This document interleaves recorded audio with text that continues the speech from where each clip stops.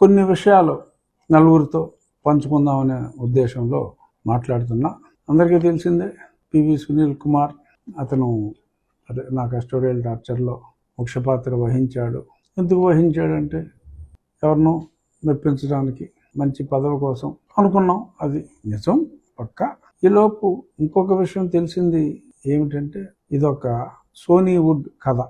బాలీవుడ్, టాలీవుడ్ అందరికీ తెలుసు, కానీ ఈ సోనీవుడ్ ఏంట్రా బాబు అని అనుకుంటారు. సోనీవుడ్ అంటే అదొక వ్యక్తి పేరు, అక్కడ ఇండస్ట్రీ పేరు.